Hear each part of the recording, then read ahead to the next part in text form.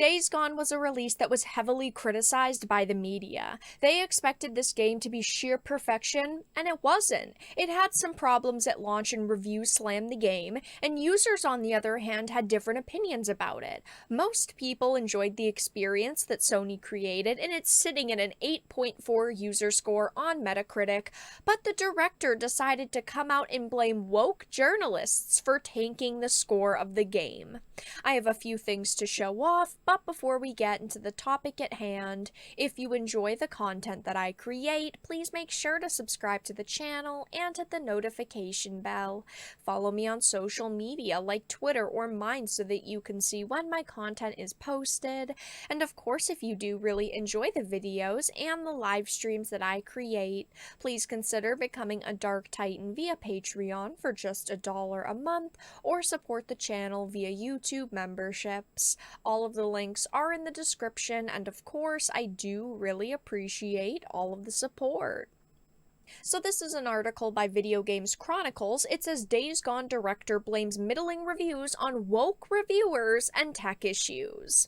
It says John Garvin tweeted this theory in response to a fan asking why he thought the post-apocalyptic PS4 biker game didn't get more praise when it first released in 2019. Now, to be fully transparent, I wasn't really that interested in this game. It just didn't catch my attention with the teasers and trailers. I just didn't have a lot of interest in it, but I have heard that it is very good and that people are happy with it now that some of the technical issues have been fixed. He said 3 reasons. 1, it had tech issues like bugs, streaming, and frame rate, which of course I do not think a full-price AAA release should really be facing these problems. Yes, of course there's always going to be a couple of bugs, but this game was very broken on launch, which is a massive reason why it faced backlash. It says, number 2, it had reviewers who couldn't be bothered to actually play the game, which I've said for years that this is a problem. And 3, it had woke reviewers who couldn't handle a gruff white biker looking at his date's ass. While yes, this game did have mixed reviews because it launched with problems, it is hilarious to see these developers finally realize how half-assed reviewers actually are. Game journalists don't actually care about the industry or games, they only care about pushing their opinions onto their audience and getting clicks. I truly believe these game journalist hacks play maybe a third of a title and review it. I don't think that they actually play a full game most of the time, which is why I don't trust them and the reviews they release. Most of the time, consumers have opposite opinions, and that's what matters to me, not what these hacks think about a game. I have said for a very long time that there should be some kind of public way that journalists have to play titles in order to release them, like they have to stream a full playthrough, they have to record videos and put them up, something like that to prove that they're actually playing a game, but they never do that because, of course, they don't have to, and they continue to get all of these codes, and unfortunately, a lot of people don't really believe reviewers anymore because they are hacks. These people want to be activists, and if a game doesn't fit in line with the cookie cutter titles that they want releasing, it's going to get slammed by them.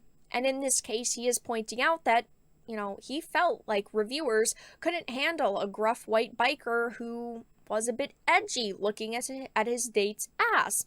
This director was clearly very afraid of receiving negative reviews simply because he didn't push narratives in this game that journalists like, which is really sad.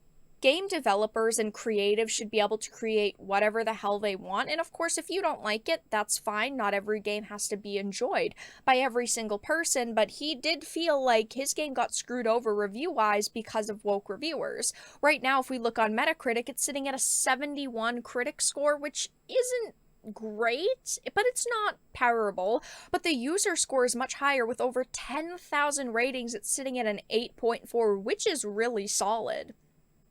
Ultimately, I do think that users enjoyed this game, which is all that really matters, but it is sad to see a director of a title come out and say, I feel like my game was unfairly reviewed and criticized simply because I didn't push the narratives that these journalists wanted. And yeah, I mean, sadly, journalists do affect the way that developers think. Developers go, I want my game to be reviewed positively. I want this to do well.